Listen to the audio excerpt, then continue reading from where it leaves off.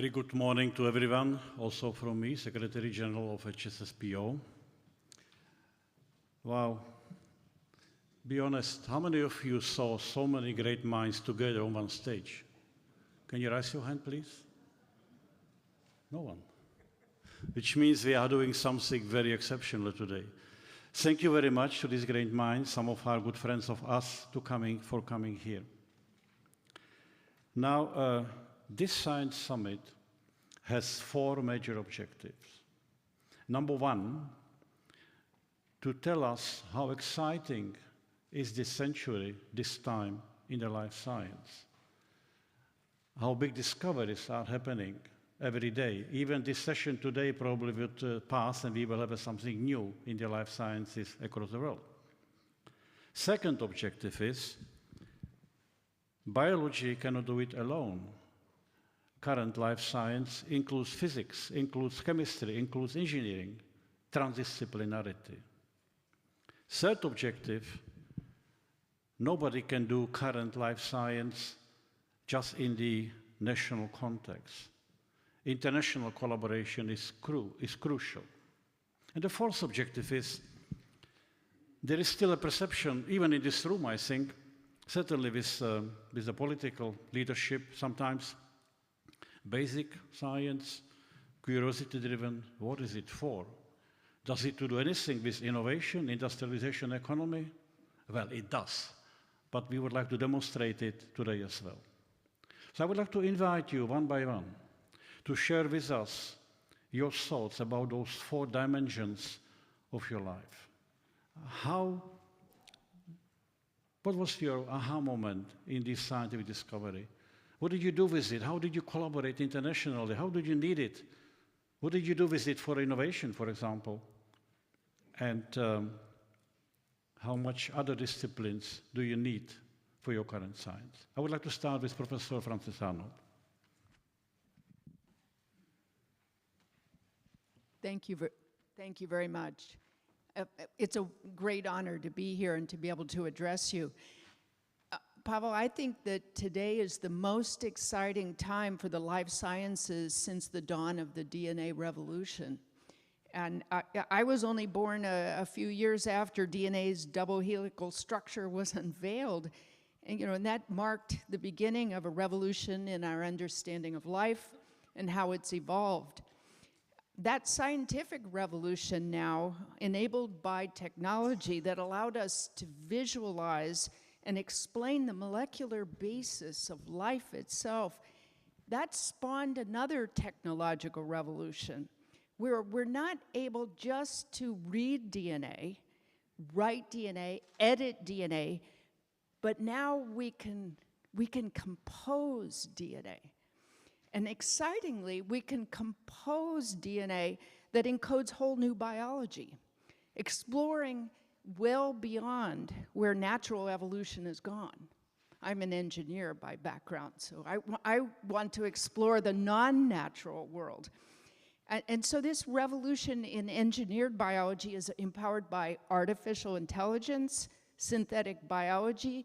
It's characterized by the convergence of disciplines as diverse as chemistry, nanoscience, neuroscience, robotics, data science, an incredible convergence of technologies, and enabled by powerful tools for rewriting the code of life and expressing that code in the physical world, the world of materials, the world of chemicals, foods, medicines, fuels, and yes, the world of human beings. Now, humans have been modifying the biological world for thousands of years. This is not anything new. We've been using artificial selection to make everything from corn to carrier pigeons, lab rats, racehorses. We've bred funny-looking dogs. We've bred antibiotic resistance. But in today's revolution, we're intentionally building remarkable new forms of life. Organisms that can convert renewable biomass to fuels and chemicals, organisms that can track down and annihilate pathogens, cells that can grow into desperately needed tissues and organs, or that could feed the planet's growing population. In my opinion, the opportunities for innovation are endless, just like the potential biology is endless. And these innovations will lead to the businesses and the foundation of prosperity of the future. Now, for moviegoers, and I'm sure there's some moviegoers here, it's easy to tell a gripping story of science or scientists gone bad. You know, all those experiments that ran amok and the fatal combination of too much power, too little wisdom. But it's much harder to tell a compelling tale of tragedy that never happened. But that's our job. That's our job as scientists and engineers, because we're optimists, right? We wouldn't devote so much effort to teasing out new knowledge. But we also continue to innovate, to solve problems that are perceived or real. And you know, the world is rife with these potential strategies. So in this new era of the life sciences, I hope we'll look to life for inspiration and not just an opportunity for exploitation. It's intricate, it's beautiful, it's elegant. We don't know how to compose like that yet, but I hope, you know, we're learning very quickly, and I hope it helps us pass on a healthy and prosperous planet to the next generations. Thank you so much. I mean, if that would be the only elevator pitch we had today, I think we will be already quite happy. Thank you so much. It was brilliant. And Tom will continue. Tom Che. Thank you, Pavel. I would like to expand upon a comment that you made in your introduction. And this has to do with the importance of fundamental curiosity-driven research, which is so successfully supported by HFSPO. Let's consider a few examples. Pond scum. What could possibly come of use from pond scum? But Tetrahymena thermophila and Euplodes ediculatus gave us not only catalytic RNA, but also histone modifications that control the expression of the genome, and telomerase, the third most frequently mutated entity in all of human biology. How about fruit flies? They have taught us how the human body plan is encoded in DNA, not just the fruit fly body plan, because of the connection of organisms through evolution. The miniature transparent roundworm, no bigger than this in size, led us to the understanding of programmed cell death, which turned out to be a major component of protection against cancer and the source of pharmaceutical agents to combat cancer, but also microRNAs and small interfering RNAs, which have led to approved therapeutics, particularly for some rare diseases. What about clams, sea urchins, and the yeast that is used to brew beer in Africa, pombe? What could they possibly be? Well, some of the people here on stage have used them to understand how the cell cycle is regulated, the cycle that determines the way in which cells divide into daughter cells. And again, this process has gone awry in cancer, and so the understanding has led to anti-cancer drugs. Sometimes it isn't pharmaceutical innovations that come from studying this fundamental, sort of these weird organisms that we find lying around on the planet, that we choose to study because they amplify or give us an entry into a particular question. But sometimes it's new tools for studying human biology and disease. Examples would be the glowing jellyfish in the ocean, or the bacteria that have given us the CRISPR genome editing tools. So the truly transformative discoveries in medicine, which may come as a surprise to the general public, do not come from medical research, but they come from this fundamental curiosity-driven exploration of biology. That does not mean that the more applied medical research is not useful. It is extremely useful in taking known entities and developing them into successful treatments, but a balanced portfolio by the government in funding both the medical research and this fundamental curiosity-driven research is critical for the future of biological sciences. HFSP has recognized this, and in addition, I think what you have done is lead to international cooperation, which is so very important, especially in these trying times. Thank you.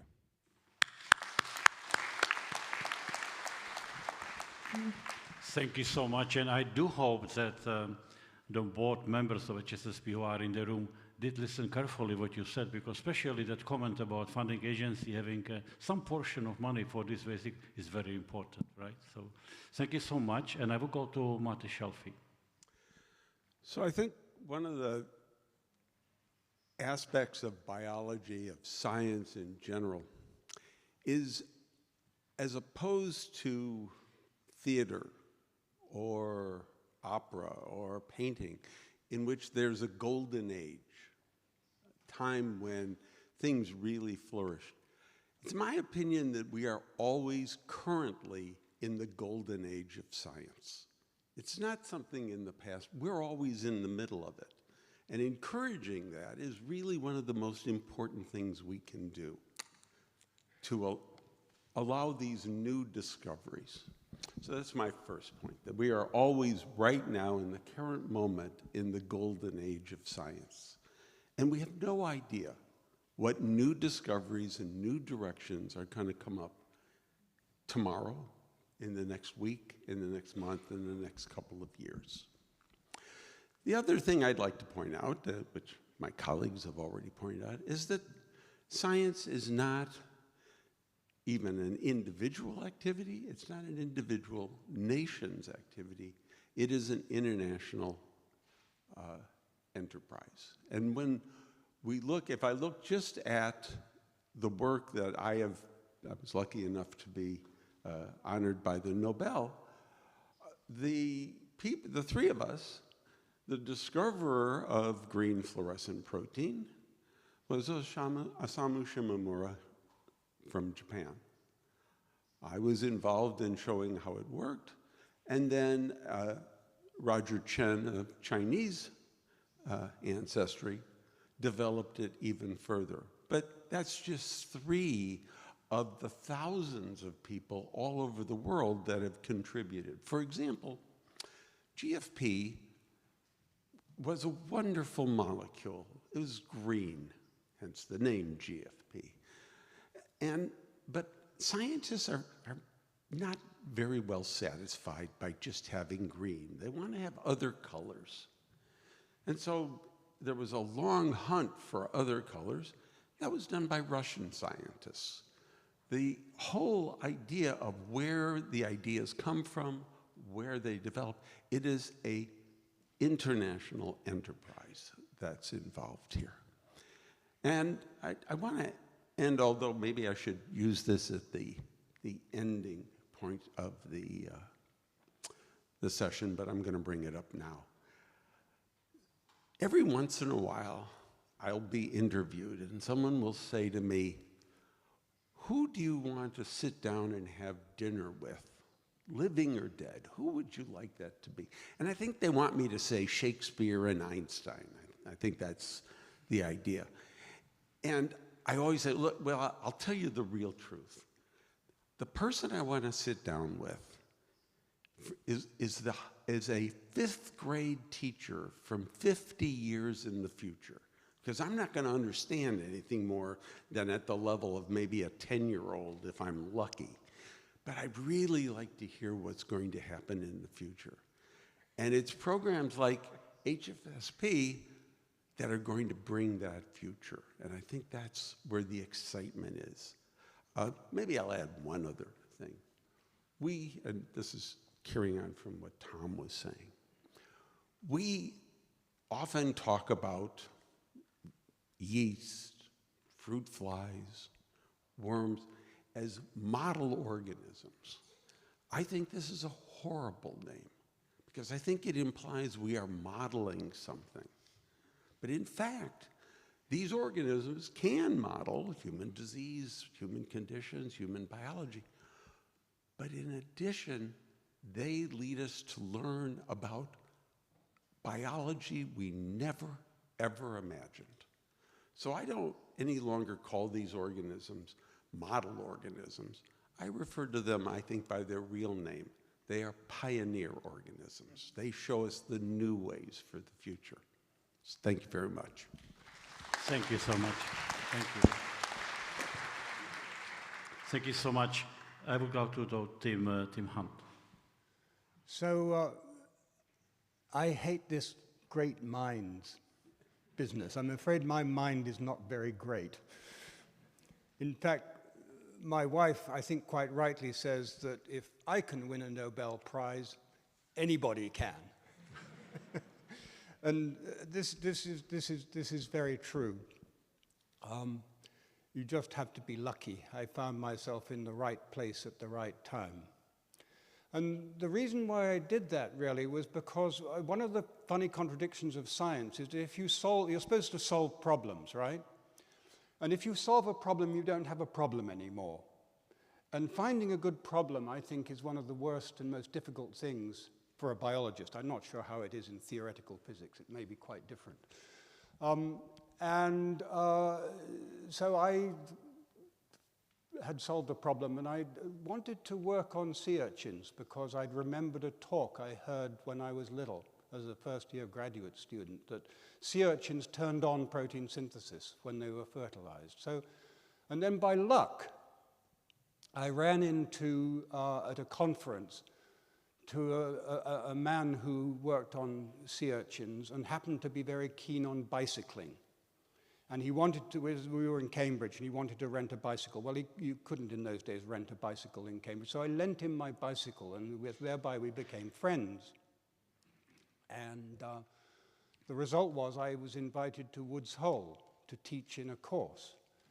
And there I learned about sea urchin eggs. And then 2 years later, I began to discover things that I had never, ever remotely considered where I was back home in Cambridge. I mean, my horizons were enormously expanded.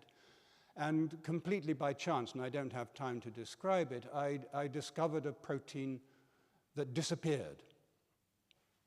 And in that era, that was impossible. And it turns out that one of the best ways to win a prize is to do something that's impossible. We were told that DNA sequencing was theoretically impossible when I was a student. We were told that the structure of the ribosome would never be known because it was theoretically impossible.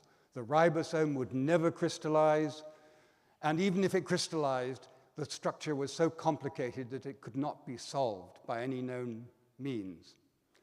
Well, it turned out some people dared believe that the impossible was possible and solved the problem. But that kind of thing, I think, is, you know, these people have to be treasured and selected and found. And I think HFSPO and its procedures are especially good at that. They're the best way that I know of finding such people, encouraging them, and giving them the space to imagine and work by themselves. Thank you. Thank you so much, Tim, for this honest and encouraging words. Thank you so much. Takaaki Kajita. Takaaki is actually a physicist, and he won the Nobel Prize for something very, very strange, right? And when I asked him to speak here, he said, what should I do in life science? I said, well, I would like to hear you again, because he can talk so enthusiastically about something nobody understands, at least not me. So, Takaaki. Thank you, and good morning. Well, it is a great honor as a physicist to speak at the HFSP Science Summit. Thank you. At first glance, physics and the life sciences may seem far apart. However, I believe that all science fields are deeply connected, and progress in one field may affect the other. For example, quantum mechanics that was born about 100 years ago now underpins modern technology, including medical imaging. Various detectors and methods that were developed for research in physics are used in life sciences as well. These advances began with curiosity-driven research, not with the application in mind.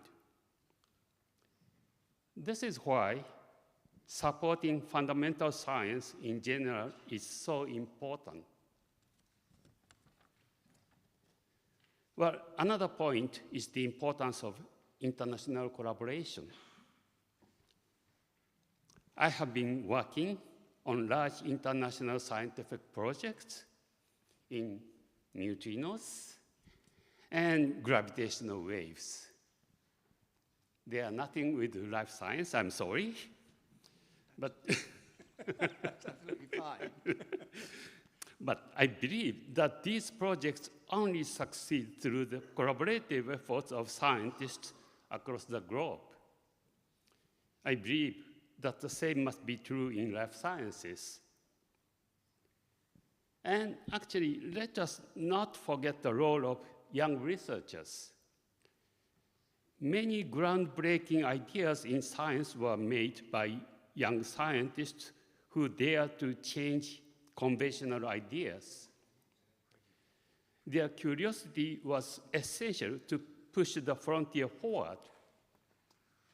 I think that our responsibility is to provide them with opportunities and the freedom to take risks.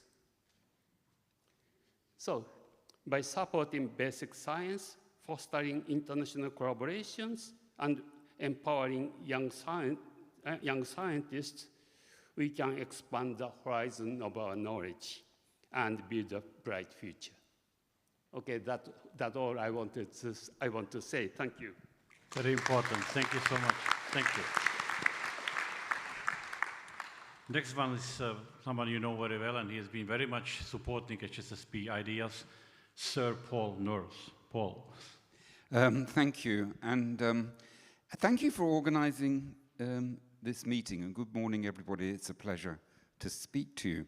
Pavel spoke to all of us to give us some idea about what we should say at this panel. And one of the things he said to me, amongst others, was, could I predict something about the future of the life sciences? Now, I was a bit daunted about this because a prediction is very difficult, especially about the future. That's a quote from two very different people, Niels Bohr, the physicist, of course, and Yogi Berra, a baseball player. But it is so true. Prediction is very difficult, especially about the future. Now, a couple of things have come up already in this meeting, and one in the introduction is life's complexity, because life is very complex. And I think we have something in the future that is very important to understand life's complexity, to work out fundamentally, how does life work? How does life work? Now, to approach this, I think we have to start with the cell.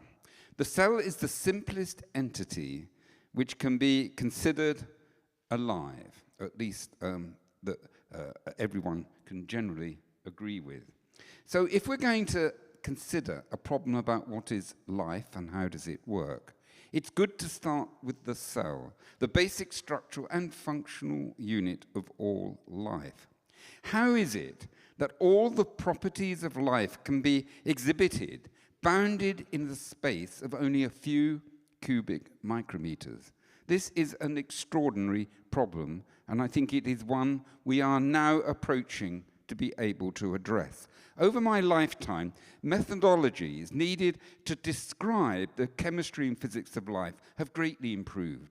We are now able to describe in exquisite detail the behavior of many molecules found in cells, which bring about the processes of life. However, what I feel we lack is the ideas to make sense of all of this, the ideas to make sense of this.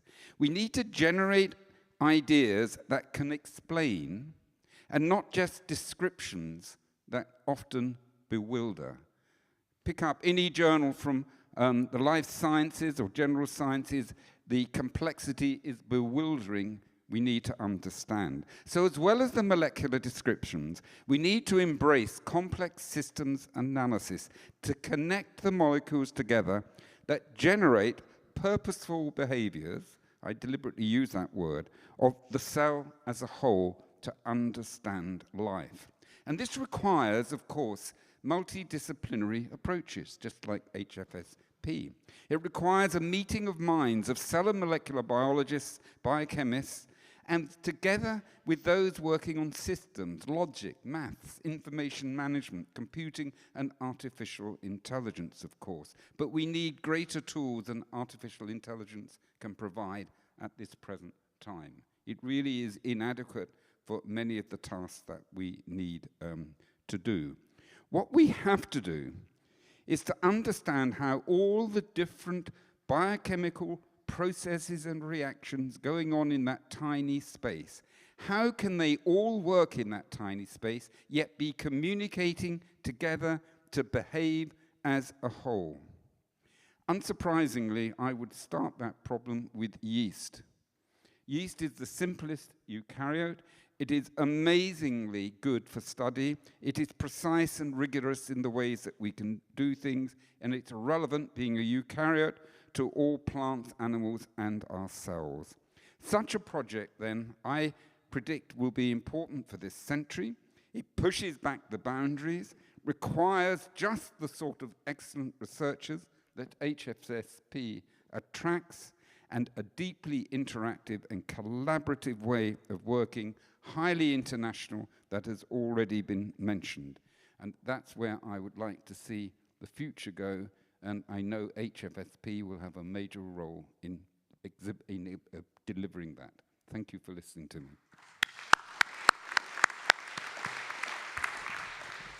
Thank you so much, Paul. HFSP never tries to be programmatic, which means we never prescribe anybody what to do, but we do listen carefully. So thank you for this great advice, what could be the way of exploration.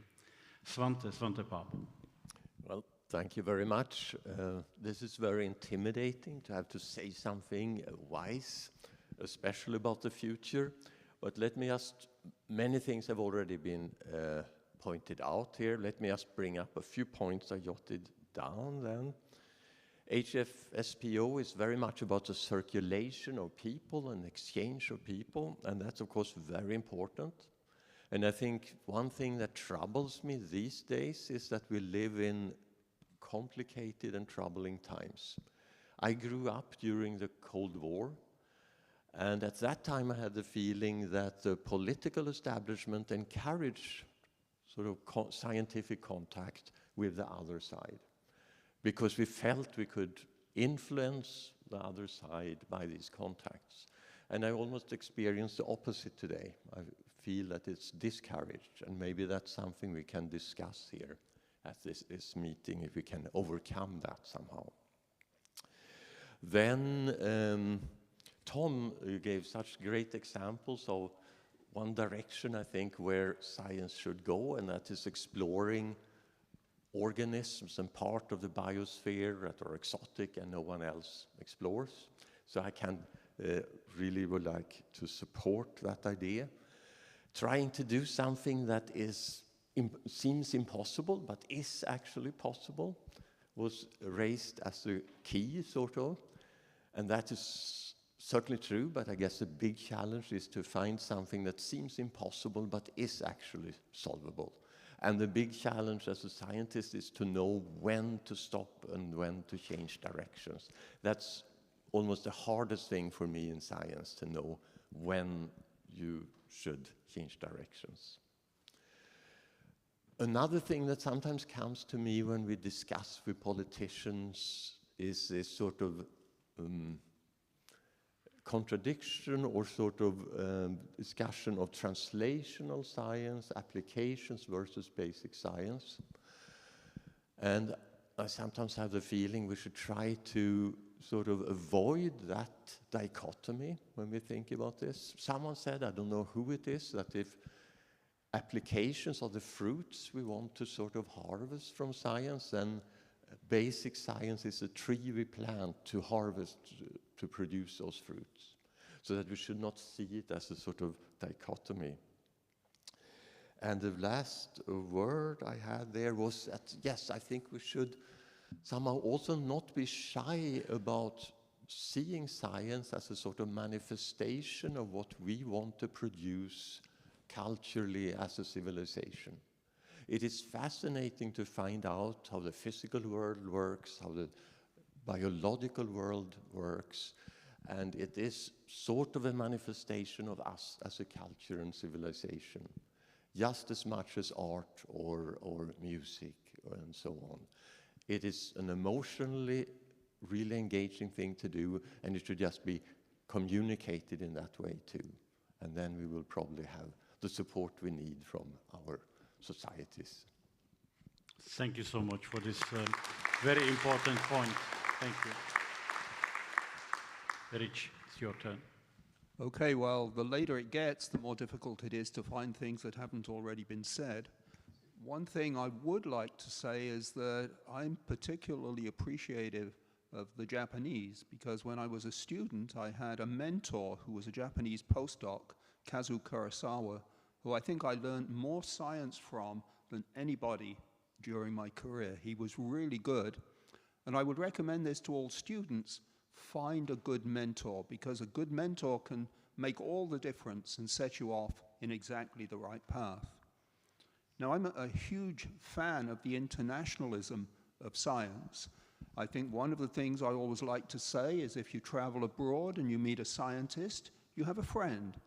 And scientists can disagree vehemently. We can get really violent almost one time with it, but we don't find it necessary to shoot one another in order to come to an agreement. And I think this is something that unfortunately our politicians have not learned. And so maybe we should be teaching more science and more of the ways of science to politicians.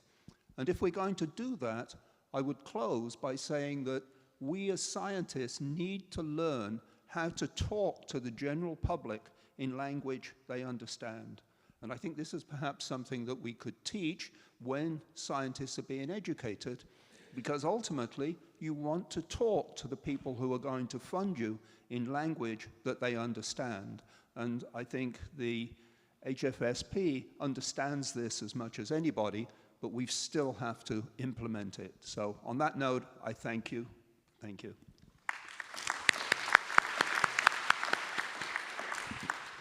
I think extremely important notion how to keep the organization like ours going. So thank you again for that comment. And I would like to go to Randy Schekman.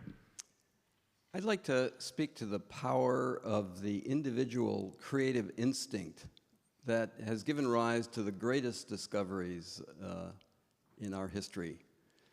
I feel very strongly that that creative instinct comes from an individual and much less so from a group.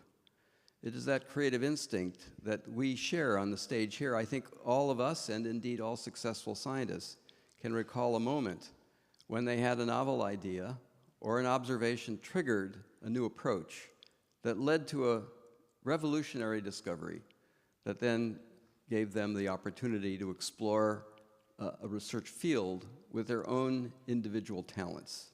It is that individual creative instinct that is celebrated by the HFSP Awards and which has given rise to such tremendous success in the advancement of the scientific enterprise in the United States. We can trace the history of these achievements in the United States to the end of World War II and a transformative report, Science, Endless Frontiers, written by the presidential science advisor to Roosevelt and then to Eisenhower.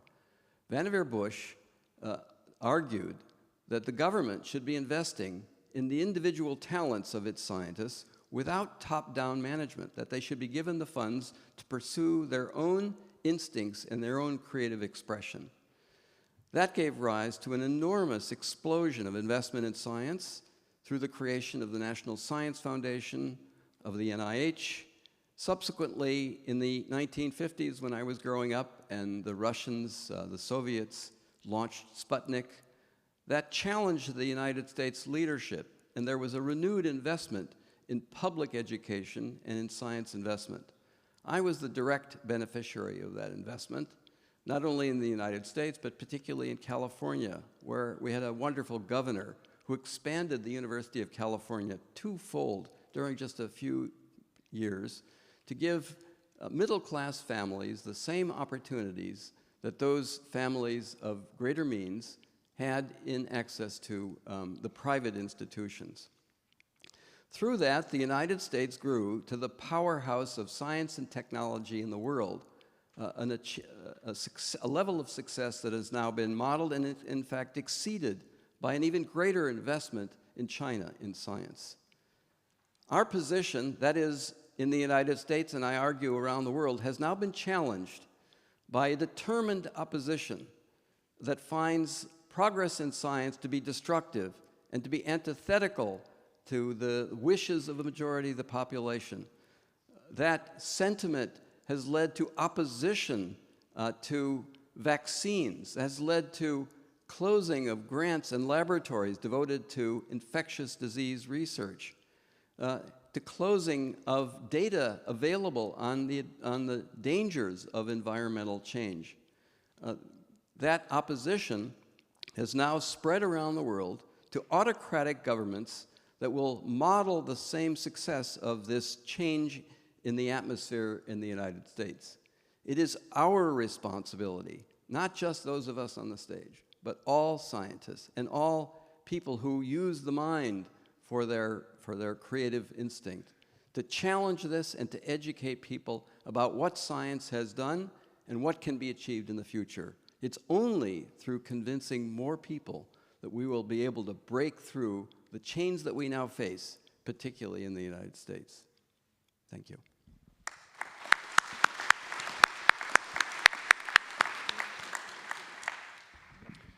Last in this row, but definitely not least by many parameters, is Professor Ada Yonath. Ada, floor is yours. So, in my opinion, we heard a lot about politics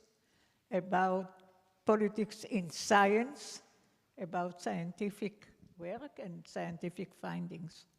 What I want to relate to is a problem that was not known or was not learned deep enough until recently. And this is how the first peptide bond could be made. The second, the third, and so on, it has somebody to, or something to copy from. But the first, and this is what we were trying to find out during the last decade or two, and we did find that all peptide bonds were made the same way, within the ribosome. Each carrier of amino acid can penetrate there and then direct its body, its shape, to make a bond, to make peptide bonds. So if I'm allowed to summarize everything we heard, all proteins were made the same way. Thank you.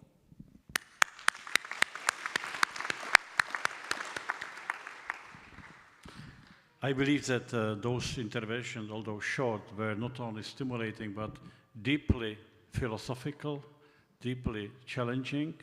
I hope all of you sitting in the back rows were stimulated by what we heard.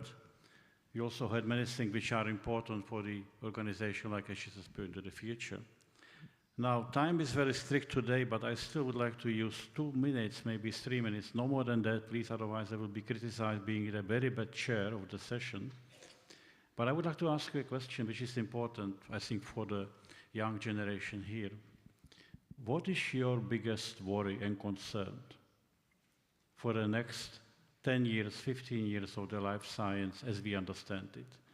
one of you, two of you could tell me, what is your real concern? Is it something, that AI might overshoot, or is it something completely else? So who would like to speak to that? I just leave it voluntary to raise a hand, one or two of you. I hope there are some concerns. Then I will ask Frances, because she's now on the part of that. My biggest concern is that people won't care. And I'm coming from the United States, and we just heard that we're facing, Randy said this very well, we're facing a backlash against science as an elitist. We're not the elitists. We are working often under tough circumstances at public institutions for the betterment of humanity. And so my worry is that the population won't support us. Thank you, thank you. Any more concerns in this distinguished consortium? I think one is big one, which Randy gave us all, and I think we should listen carefully to work together. I think I should close. It's a I hope this is... I'll add one to these. Okay. And that is, my big concern now is basically based on my own experience. My parents, because of the Depression, my father probably didn't go to high school. My mother couldn't go to college. I was the first person in the family to be able to go to college. And being in science gave me an opportunity to use my mind and my abilities to work. And my big fear is that opportunity is not going to be extended to all the people in the world. That we need to be able to broaden this much more than we have now. And the narrowing that I see in terms of trying to exclude people, we need absolutely everyone to make the most of what we have. And that's my big worry right now. Yeah. Deeply crucial. Thank you. Thank you. If I could add, one of the things very distressing to me, Brexit was an absolute disaster as far as I'm concerned. And I hate all this anti-Chinese propaganda too. I think it's absolutely ridiculous. I mean, we're all human beings, right? Science is without borders, at least we hope, right? Paul, you have a last word. Yes, my concern is that we descend into despair, because we are facing problems, but we shouldn't descend into gloom. We will prevail. We will actually win this. And if we just descend into despair, that will make it more difficult. We can persuade society. We are seeing a destruction in the US of its science and all sorts of other things, but the US will survive that. It will bounce back. And the world should not descend into despair. We can succeed. Thank you so much. Thank you.